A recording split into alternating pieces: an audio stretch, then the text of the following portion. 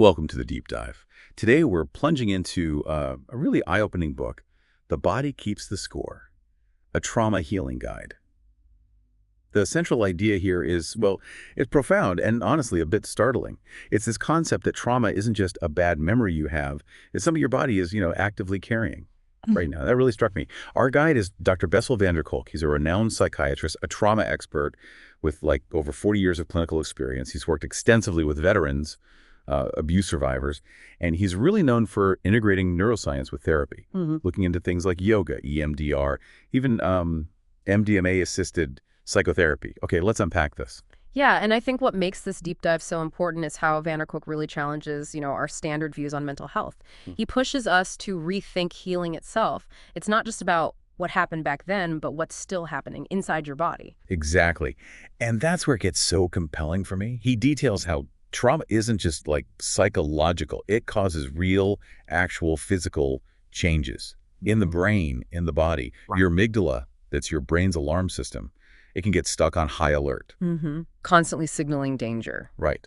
And stress hormones, cortisol and the like, they just go into overdrive. Meanwhile, the prefrontal cortex, the part for clear thinking, emotional regulation, it can get weakened.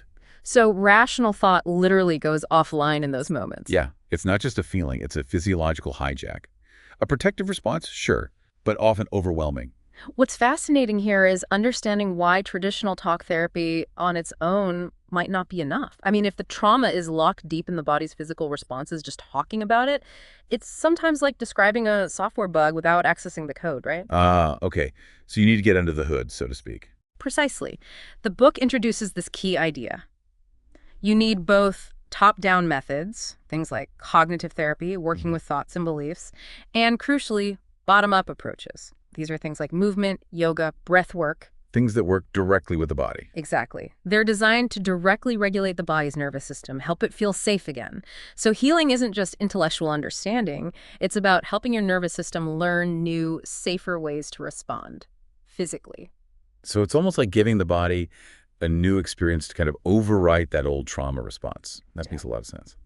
And that's where Van der Kolk really pushes boundaries. Here's where it gets really interesting.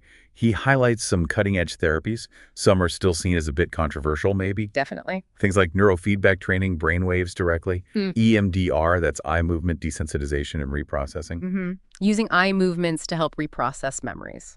Yeah, and even things like theater work and carefully controlled psychedelic-assisted psychotherapy, using substances like MDMA, potentially, to open a window for processing trauma with less fear. And that's certainly groundbreaking work he's discussing, but this raises an important question.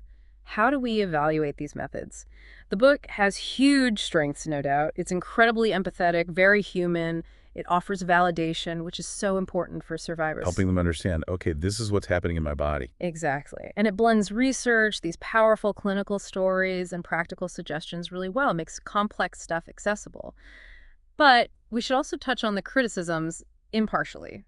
Some critics feel the book is emotionally quite heavy and maybe leans more on those compelling case studies than, say, step-by-step actionable advice for everyone. Right, less of a how-to guide. Yeah. And others question the scientific backing for some of the alternative methods he emphasizes. Plus, there have been controversies surrounding the author himself, which, adds another layer to how people receive the book. That's a fair point about the balance and the surrounding context. And building on that, it's key to remember this book isn't meant as a simple ABC guide. It reads more like a scientific memoir, really, reflecting decades of insight. But the core message is strong and clear. Trauma lives in the body. Real healing means reconnecting to that body and doing that with care, compassion, and patience, lots of patience.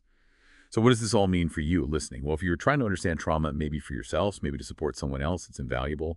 Also really relevant for therapists, educators, social workers, caregivers, anyone looking for a more integrated approach. And frankly, for any reader who's open to exploring both the neuroscience and some unconventional treatments. If we connect this to the bigger picture, it's this profound idea that our bodies hold on to experiences in ways we're, only just beginning to fully understand. And it makes you wonder, doesn't it, how many maybe common physical issues or unexplained anxieties might tie back to these unprocessed bodily memories, integrating this body-centered wisdom into how we approach well-being and healing. That's an ongoing journey, a really important conversation to keep having, even with the debates around specific methods. It's about listening to the whole self.